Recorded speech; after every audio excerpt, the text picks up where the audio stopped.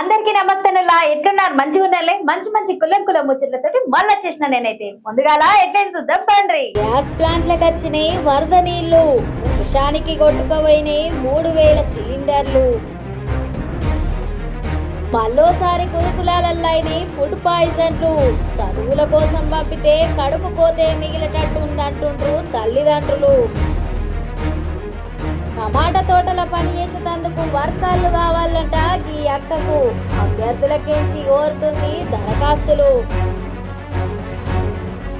కన్న బిడ్డలను దారుణంగా కొట్టి వాతలు పెట్టిండ్రు తల్లిదండ్రులు. చిన్నారులను రక్షించి తల్లిదండ్రులకు కౌన్సిలింగ్ ఇచ్చిండ్రు పోలీసులు. వానాకాలం వచ్చింది కదా నుల్లా, వానల గురించి మన రైతన్నలు ఎంతగానో ఎదురు చూస్తా ఉన్నారు. మనం చూస్తూనే ఉన్నాం వాళ్ళ ఎదురు చూపులన్నీ.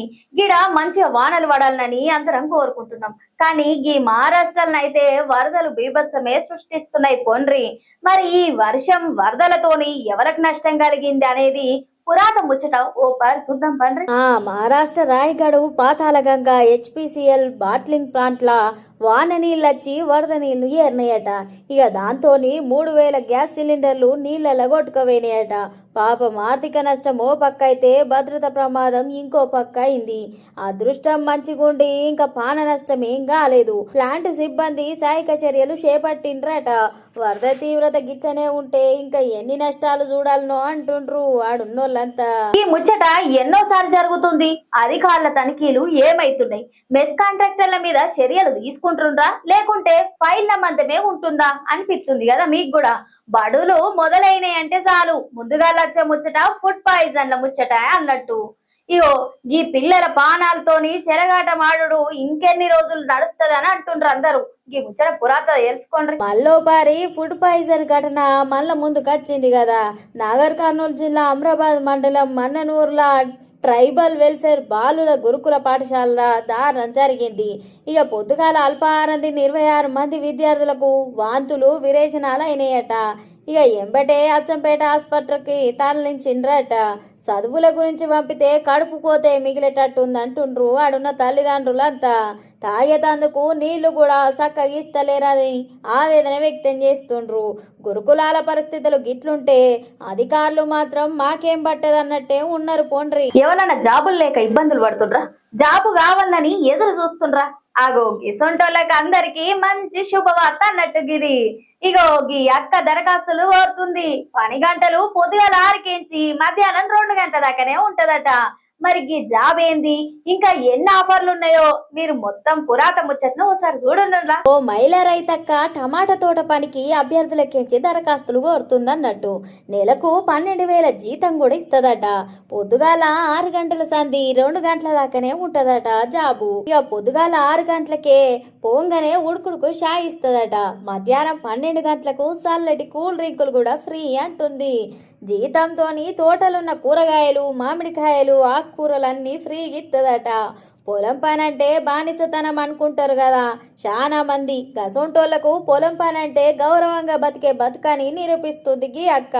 టమాటా తోటల మొక్కలు నాటుడు, పురిగట్టుడు, కాయలు కోసుడు మొదట మొత్తం 1 రోజులు ట్రైనింగ్ కూడా ఇస్తా అంటుంది.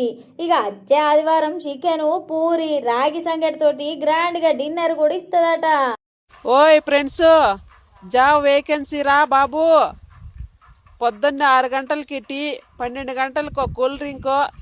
ఎవరికైనా ఇంట్రెస్ట్ ఉంటే కామెంట్ చేయండి.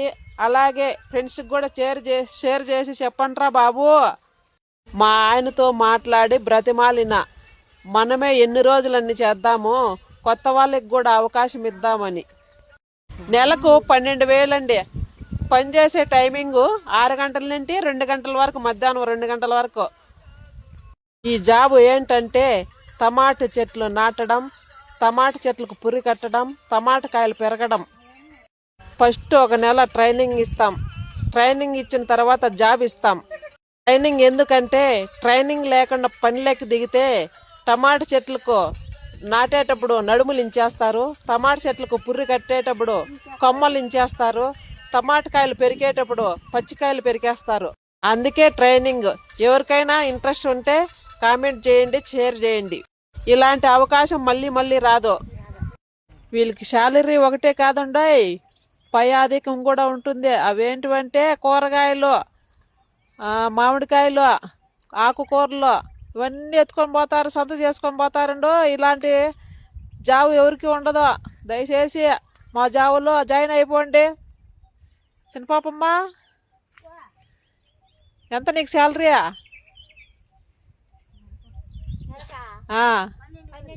12,000. అంతకు మించిన జాబ్ ఉందా?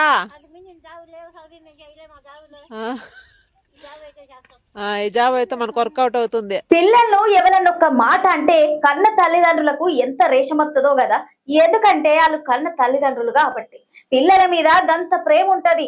అమ్మ కడుపు సల్లగుండాలి అంటారు. అదే కడుపులో పుట్టిన బిడ్డలను గాల్చుతుంటే ఏమంటారు?